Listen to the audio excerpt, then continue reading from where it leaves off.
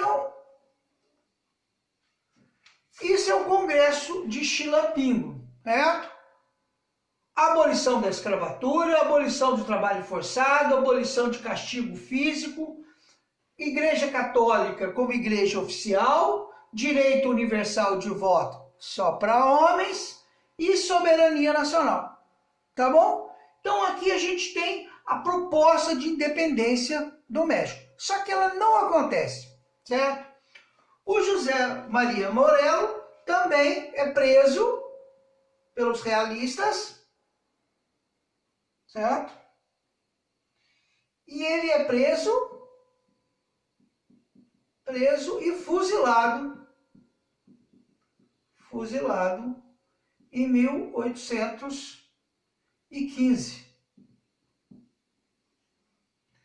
Igual o Hidalgo, e também é preso e fuzilado igual o Hidalgo. Tá legal? Muito bem. Aí vai surgir a terceira figura nessa história, que é uma figura muito interessante, chamado Agustín Iturbide.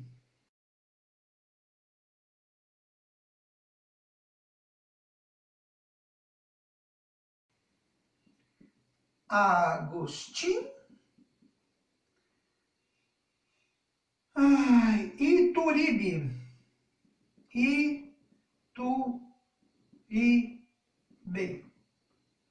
Agustín Iturbide. O interessante do Agustín Iturbide é que ele é um realista. Um realista. Portanto, ele lutou contra o Hidalgo e lutou contra o José Maria. Contra o Hidalgo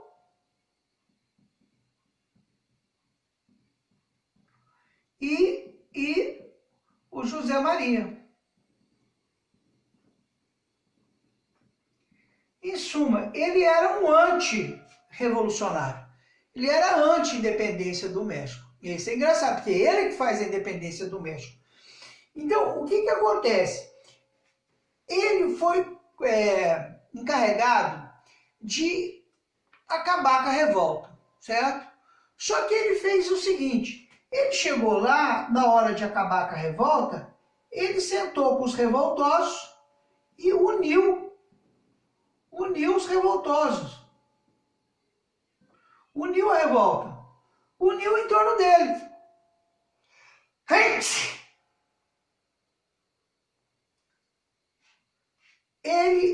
O Antônio Agustín Iturbide uniu as revoltas em torno dele.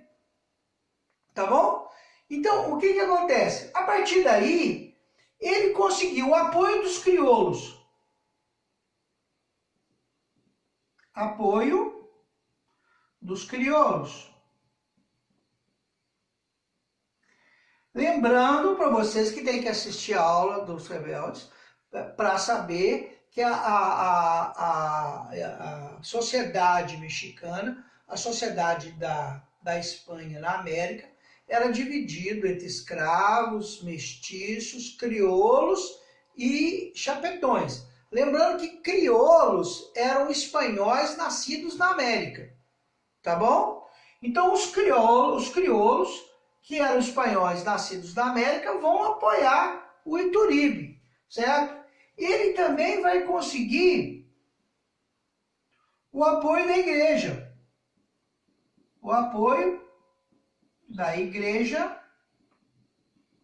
Católica. Vai conseguir o apoio da Igreja Católica. Isso vai trazer para ele uma força. E aí o que ele vai fazer? Ele vai conseguir através do Tratado de Córdoba. Eu vou ter que botar aqui, ó. Vou botar para cá. Não, aqui também. Ó. Através do Tratado de Córdoba, como é que fala? Córdoba. Através do Tratado de Córdoba, tem a independência do México.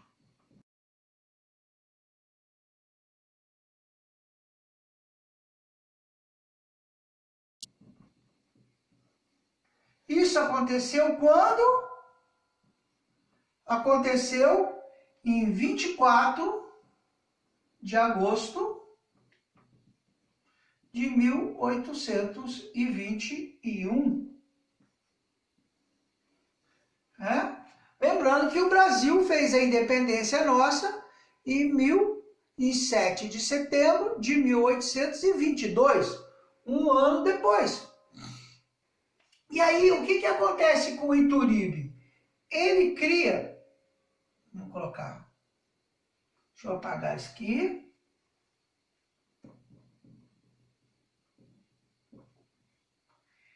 O Ituríbe, ele vai criar um império, ele vai virar rei. Um império no México. O Império do México, e ele passa a ser o rei. Certo?